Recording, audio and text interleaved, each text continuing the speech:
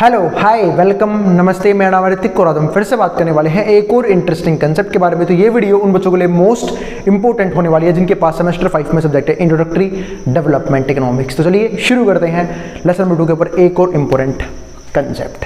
तो इस complete series के नोट्स ऑलरेडी बन चुके हैं। जिन बच्चों को नोट्स परचेज करने हैं वो इस नंबर पे जाए 9667836366 यहाँ जाके नोट्स ले सकते हैं।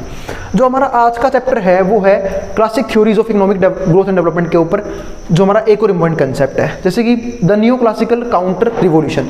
ध्यान रखना, इसका इंट्रो मैं करवा चुका हूँ इस टॉपिक का प्रीवियस वीडियो में, यानी कि न्यू क्लासिकल अप्रोच क्या होती है, ठीक है, वो मैं डिस्कस किया था प्रीवियस वीडियो में। आज हम समझेंगे कुछ और फैक्टर्स के बारे में, कुछ और टर्म्स के बारे में जो न्यू क्लासिकल अप्रोच के बारे में इंपॉर्टेंट है। अब एक करके देखते हैं क्या क्या टर्म्स है वो।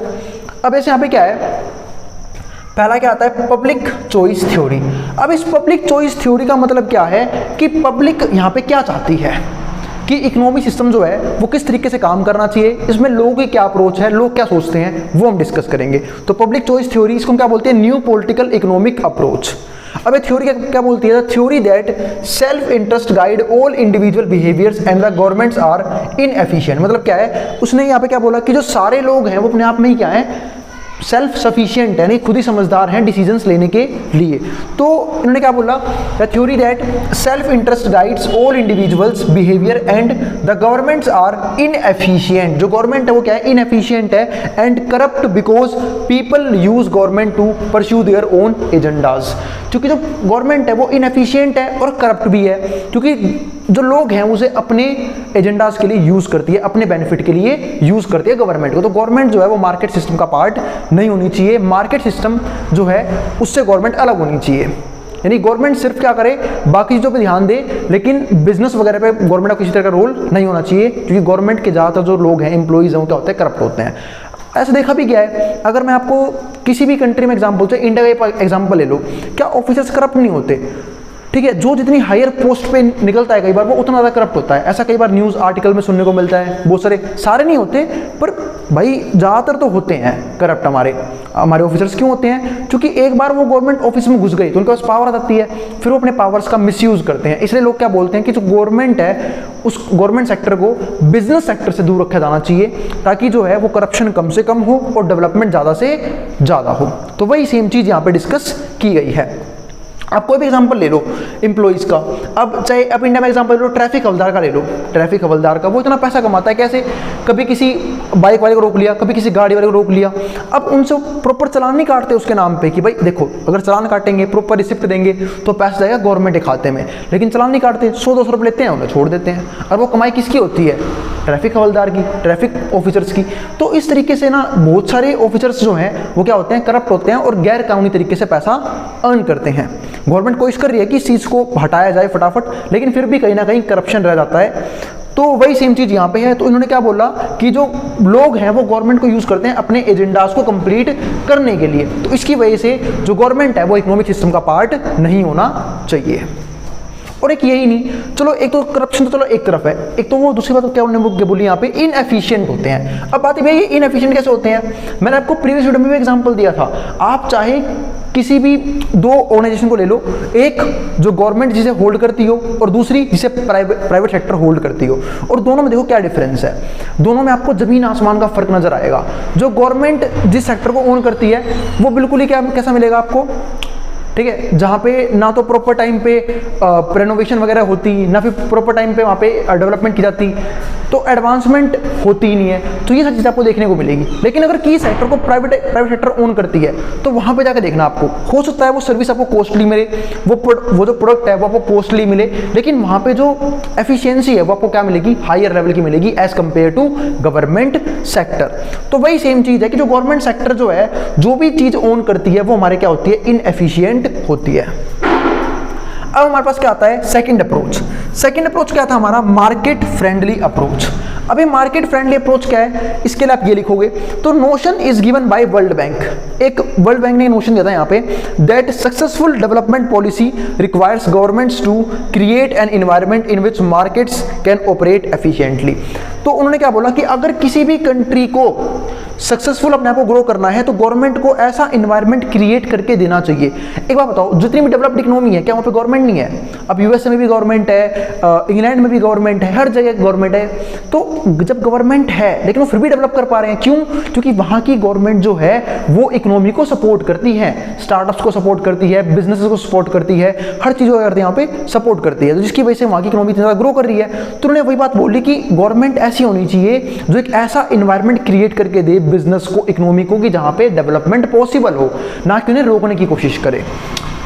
तो वही सेम चीज़ यहाँ पे है। तो given by World Bank that successful development policy requires governments to create an environment in which markets can operate efficiently, ताकि जो मार्केट है वो एफिशिएंटली ऑपरेट कर पाए, and intervene only in selectively in economies, मतलब कुछ एरियाज अपने control में रखे। जैसे कि मैं इंडिया में मानता हूँ, इंडिया में क्या सेक्टर जो है इंपॉर्टेंट है, जैसे डिफेंस सेक्टर, डिफेंस गवर्नमेंट के खुद कंट्रोल में होना चाहिए, वरना कोई भी उसे मिसयूज कर सकता है। ऐसे ही कुछ सेक्टर होने चाहिए, मतलब गवर्नमेंट को सिर्फ वहाँ पे इंटरवेंशन दिखाना चाहिए अपना जहाँ पे जरूरी है उसका इंटरवेंशन करना, ठीक है। बाकी जगह वो आराम से प्राइवेट सेक्टर के ऊपर छोड़ दे, सारी डिसीजन क्या लेगा, प्राइवेट सेक्टर खुद ले लेगा अपने हिसाब से और एफिशिएंटली उस चीज़ों काम को कर देगा। और ऐसा बहुत सी गवर्नमेंट कर भी रही है, वो चीज़ों को प्राइवेटाइज कर रही है सिर्फ एक चीज़ के लिए, ताकि एफिशिएंटली काम हो सके और इकोनॉमिकली डेवलपमेंट देखने को मिले, जैसे बाकी कंट्रीज में देखी गई है। तो ये हमारे 2 पॉइंट थे जिसमें हमने ये चीज़ देखी कि गवर्नमेंट से पावर लेके खासकर बिजनेसेस की वो किसके पास होनी चाहिए, प्राइवेट सेक्टर के पास होनी चाहिए, यानी कि फ्री मार्केट इकोनॉमी होनी चाहिए, जहां पे मार्केट जो है वो डिसीजंस ले प्रॉफिट को लेके, क्योंकि जब प्रॉफिट बढ़ेगा तो एफिशिएंसी और फालतू बढ़ेगी, क्योंकि लोगों की भाई प्रॉफिट बढ़ेगा मतलब क्या है, जब प्रॉफिट बढ़ेगा किसी भी ऑर्गेनाइजेशन का तो एम्प्लॉइज जो है वो मोटिवेट होंगे, अच्छे तरीके से काम करेंगे और एफिशिएंटली काम करेंगे। क्यों? क्योंकि उनको सैलरी भी मिलेगी, सैलरी भी और अच्छी मिलेगी। क्यों अच्छी मिलेगी? क्योंकि प्रॉफिट कमा रही है ऑर्गेनाइजेशन। तो इस तरीके से जो है वो इकोनॉमिक जो है एफिशिएंटली काम करेगी। लेकिन सपोज करो एक ऑर्गेनाइजेशन है जिसे गवर्नमेंट खुद रन कर रही है, लेकिन वो लॉस मेकिंग ऑर्गेनाइजेशन है और गवर्नमेंट खुद का पैसा लगा के वहाँ पे आ रही है, उसे रन करवा रही है, तो क्या गवर्नमेंट कभी भी उसे सीरियसली लेगी? ले ही नहीं पाएगी, क्योंकि गवर्नमेंट का मोटिव ही नहीं है प्रॉफिट जनरेशन। गवर्नमेंट का मोटिव क्या है? सोशल वेलफेयर, ताकि एफिशिएंसी रहे ना रहे, प्रॉफिट कमाए चाहे ना कमाए, बस वो ऑर्गेनाइजेशन चलनी चाहिए, और ना ही वहाँ के एम्प्लॉइज जो हैं वो भी मोटिवेट होंगे इस तरीके से। तो ये सारे कुछ रीजंस हैं जिसके चक्कर में गवर्नमेंट को बिजनेस से खासकर दूर रहना चाहिए और सिर्फ कुछ स्पेसिफिक मुद्दों को लेके ही इंटरवेंशन दिखाना चाहिए अपना।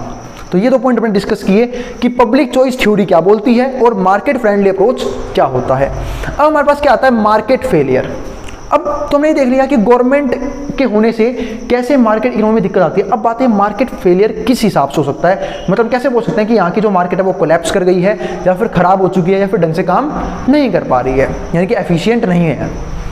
अब वो देखते हैं। तो uh market's inability to deliver its theoretical benefits due to existence of market imperfections. अब कई बार मार्केट में इम्परफेक्शंस देखने को मिलते हैं, जिसकी वजह से हम क्या बोलते हैं कि जो मार्केट्स है वो उसमें प्रॉपर एबिलिटी नहीं है ढंग से काम करने की, वो अनेबल है काम करने के। अब वो बात है मार्केट इम्परफेक्शन कैसे है, सच एज मोनोपोली पावर। अब सपोज कर लो किसी कंपनी ने मोनोपोली पावर क्रिएट कर ली, कोई ऑर्गेनाइजेशन है जिसने मोनोपोली बना ली, तो भाई गवर्नमेंट बनाने ही क्यों दे रही है मोनोपोली? क्योंकि मोनोपोली बनाने का मतलब क्या है? देखो, जितना फालतू कंपटीशन रहेगा प्रोड्यूसर्स के बीच में उतना बेनिफिट मिलेगा कंज्यूमर्स को। क्योंकि आपने देखा होगा जिस सेक्टर में सबसे प्रोड्यूसर जो है वो आपस में कंपटीशन में रहते हैं तो वहाँ पे कंज्यूमर को मैक्सिमम बेनिफिट मिलता है, चीज़ें चीप रेट पे मिलती हैं, बेटर से बेटर गुड्स और बेटर से बेटर सर्विसेज चीप रेट में मिलती हैं, क्योंकि कंपटीशन है प्रोड्यूसर्स के बीच में। लेकिन अगर सपोज करो किसी एक प्रोड्यूसर ने खुद मोनोपोली क्रिएट कर ली अपनी, ठीक है, कि भाई अब वो अकेले ही उस पूरी इंडस्ट्री को हैंडल करेगा, तो क्या वो कभी भी कॉम्पिटिशन के खौफ में रहेगा? रहेगा ही नहीं, क्योंकि है ही नहीं कोई कॉम्पिटिटर। और जब कॉम्पिटिटर नहीं है तो प्राइजेस को, डिमांड को, सप्लाई को, सबको अपने हिसाब से यूज करेगा। तो इस तरीके से वो कहीं ना कहीं मार्केट को एक्सप्लॉइट करने की कोशिश करेगा, कंज्यूमर को एक्सप्लॉइट करेगा, हायर प्राइस चार्ज करेगा, सर्विसेज बेटर नहीं देगा तब भी कोई दिक्कत नहीं होगी। क्यों? क्योंकि उसे पता है कि भाई मेरा नाम बना हुआ है, मैंने मोनोपोली क्रिएट की हुई है, तो क्या ही फर्क पड़ता है अगर मैं हायर प्राइस चार्ज कर रहा हूँ एक चीप रेट की सर्विसेज के लिए। तो क्योंकि अब लोगों को अगर वो चीज़ लेनी है, अगर लोगों को उस टाइप के गुड्स परचेज करने हैं, उस टाइप की सर्विसेज परचेज करनी है, तो लोगों को उसी के पास जाना पड़ेगा। तो इस सब चीज़ों की वजह से यहाँ पे क्या देखने को मिलता है? मार्केट इम्परफेक्शंस और मार्केट फेलियर। तो मोनोपोली पावर हो गई, या फिर लैक ऑफ फैक्टर मोबिलिटी। अब ये फैक्टर मोबिलिटी का पॉइंट का मतलब क्या होता है कि जो फैक्टर है वो ई मोबाइल है। ई मोबाइल का मतलब क्या होता है? हम उसे मूव ना करवा पाए, मतलब ऐसे फैक्टर हैं जो मैं सिर्फ एक ही जगह यूज कर सकता हूं, दूसरी जगह में उसे यूज ही नहीं कर सकता। मतलब फैक्टर को यहाँ से वहाँ नहीं लेके जा सकता। तो फैक्टर इमोबाइल इसके चक्कर में आता है कि सपोज करो मान लो मुझे कोई बिजनेस जो है वो यहाँ छोड़ किसी और जगह लगाना है, लेकिन मैं अपने फैक्टर प्रोडक्शन यहाँ से वहाँ लेके ही नहीं जा पा रहा, तो क्या फायदा ऐसे बिजनेस का, मैं वहाँ पे सेटअप नहीं कर पाऊंगा उस चीज़ को। तो फैक्टर इमोबाइल हो। सिग्निफिकेंट एक्सटर्नलिटी, मतलब ऐसी कुछ एक्सटर्नलिटी जो सिग्निफिकेंट है, मतलब बहुत जरूरी चीज़ें हैं वो मार्केट में प्रोवाइड नहीं हो रही, या फिर क्या हो रहा है, लैक ऑफ नॉलेज। अब लोगों में प्रॉपर नॉलेज नहीं है। सपोज करो जो बिजनेस करने बैठे हैं या फिर जो ऑर्गेनाइजेशन है वहाँ पे कुछ ऐसे इंप्लॉइज काम कर रहे हैं जिनको प्रॉपर स्किल ही नहीं प्रोवाइड कर रखी, ठीक है, उन्हें प्रॉपर ट्रेनिंग नहीं दे रखी, या फिर उनके पास प्रॉपर नॉलेज ही नहीं है काम करने की, तो क्या वो कभी भी सक्सेसफुली मार्केट को चला पाएंगे? पॉसिबल ही नहीं है।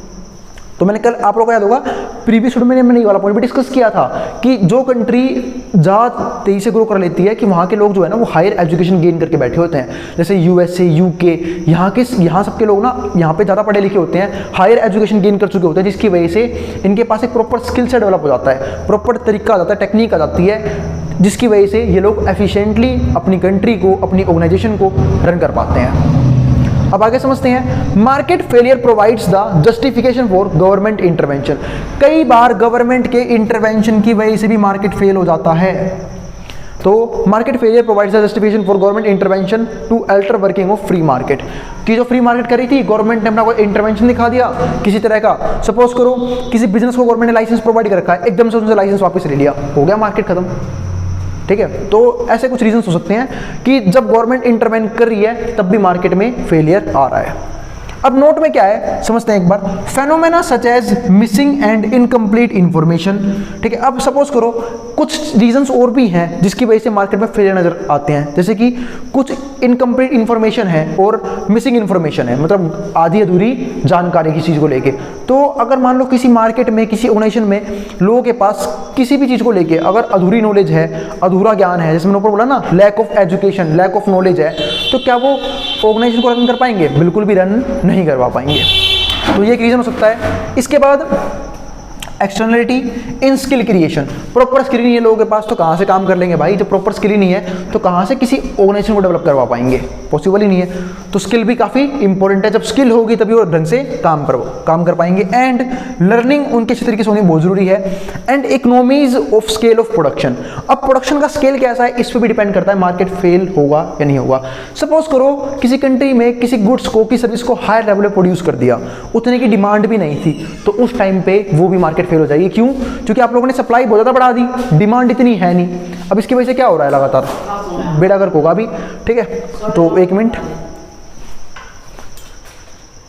चलो भाई अब आगे देखते हैं, ठीक है। हाँ, तो मैं क्या कहता है यहाँ पे कि बिना लर्निंग के क्या हो जाएगा, सब कुछ खत्म हो जाएगा, बिजनेसेस जो है वो ठप हो जाएंगे।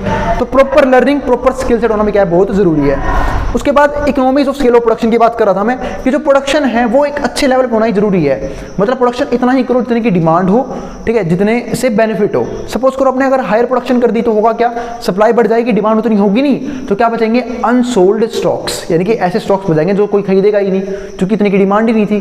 तो अनसोल्ड स्टॉक भी बिजनेस में लॉस के बराबर होता है। और डिमांड इतनी कम भी मत करो कि इन्फ्लेशन राइज कर जाए, तो डिमांड को एक बराबर लेवल पर आकर रखो, बैलेंस लेवल पे, जिसे हम क्या बोलते हैं, इक्विलिब्रियम। आउटपुट जनरेट करना बहुत जरूरी है ताकि आउटपुट इतना ही जनरेट हो, ना तो डिमांड ऐसी हो कि जो पूरी ना हो पाए और ना ही सप्लाई इतनी हो जाए कि जो हद से फालतू हो जाए, लोग उतनी डिमांड ही नहीं कर पा रहे। तो इसके अलावा क्या आता है, also endemic to markets in developing countries. तो बहुत सारे डेवलपिंग कंट्रीज में मार्केट को लेके किसी तरह की प्रॉब्लम आ गई। सपोज करो कोविड आया था, ठीक है, तो कोविड में क्या हुआ था कि ज़्यादातर जो मार्केट है वो फेल हो चुकी थी, इकोनॉमीज पूरी तरीके से डाउन हो चुकी थी। क्यों? क्योंकि ज़्यादातर बिजनेसेस बंद हो गए थे, सारे काम धंधे, इंडस्ट्रीज बंद हो चुकी थी, लोगों ने काम पे जाना बंद कर दिया था, जिसकी वजह से बहुत बड़ा लॉस इकोनॉमी को देखना पड़ा। तो कुछ चीज़ों की वजह से जो है डेवलपिंग कंट्रीज़ में, ठीक है, मार्केट्स में यहाँ पे क्या होता है, फेल हो जाते हैं मार्केट। और अगर उन्हें वापस उस लेवल पे लेके आना तो फिर उन्हें दुगनी मेहनत करनी पड़ती है। और जब मेहनत करते होता है कुछ डेवलप कर भी जाए और कुछ को काफ़ी टाइम, कुछ साल लग जाए वापस उस लेवल पे लेके आने में। तो ये हमारे कुछ फैक्टर्स थे जिसमें हमने क्या क्या देखा पहले कि एक तो पब्लिक चॉइस थ्योरी क्या होती है, जहाँ पे पब्लिक ये सोचती है कि भाई गवर्नमेंट जो है उसका इंटरवेंशन नहीं होना चाहिए क्योंकि गवर्नमेंट इनएफिशिएंट होती है और करप्ट होती है। दूसरा पॉइंट हमने क्या देखा, मार्केट फ्रेंडली अप्रोच, जिसमें क्या बोला कि भाई जो सारे बिजनेसेस हैं वो गवर्नमेंट से फ्री होने चाहिए और जो सारे बिजनेसेस हैं वो गवर्नमेंट के बिना रन किए जाने चाहिए, क्योंकि गवर्नमेंट जो है वो एफिशिएंट तरीके से काम नहीं करवा पाती, यानी कि लोगों को ऐसा सोचना था। यानी कि गवर्नमेंट का इंटरवेंशन सिर्फ उसी जगह होना चाहिए जहां पे जरूरी है गवर्नमेंट का इंटरफेयर करना। इसके अलावा क्या पॉइंट था, मार्केट फेलियर का। अब बात यह आई कि मार्केट फेलियर क्या था, तो मार्केट फेलियर में हमने एक टॉपिक देखा यहाँ पे किस चीज़ के बारे में कि कैसे मोनोपोली पावर क्रिएट हो जाती है। ये कुछ फैक्टर्स थे मार्केट फेलियर के जिसकी वजह से मार्केट में फेलियर देखने को मिलता है, यानी कि मार्केट जो है वो कोलैप्स कर जाती है। तो यहाँ तक हमारा खत्म हो गया न्यू क्लासिकल अप्रोच, जहाँ पे हमने अलग अलग चीज़ों को डिस्कस किया और उम्मीद है आपको हर एक टॉपिक समझ में आ गया होगा। न्यू क्लासिकल अप्रोच मैंने शुरू प्रीवियस वीडियो से किया था, खत्म इस वीडियो पे हुआ है। अब हम बात करेंगे ट्रेडिशनल न्यू क्लासिकल अप्रोच के बारे में, यानी कि पुराने जमाने की अप्रोचेस क्या थी बिजनेसेस को लेके। तो मिलेंगे अगली वीडियो में। जिन बच्चों को वीडियो पसंद आई हो तो भाई वीडियो को लाइक करना मत जाना और चैनल को सब्सक्राइब भी कर देना ऐसी वीडियोस के लिए, और उन बच्चों में शेयर भी कर देना जिन बच्चों का एग्जाम होने वाला हो सेम सब्जेक्ट का। अब हम मिलेंगे अगली वीडियो में जहां हम बात करेंगे ट्रेडिशनल अप्रोचेस के बारे में, यानी कि जब न्यू क्लासिकल अप्रोच नहीं थे तब किस तरह के अप्रोचेस फॉलो करते थे हम बिजनेस को चलाने के लिए। अब जिसको जो उतारना उतार सकता है, मैं हट रहा हूं बोर्ड के सामने से।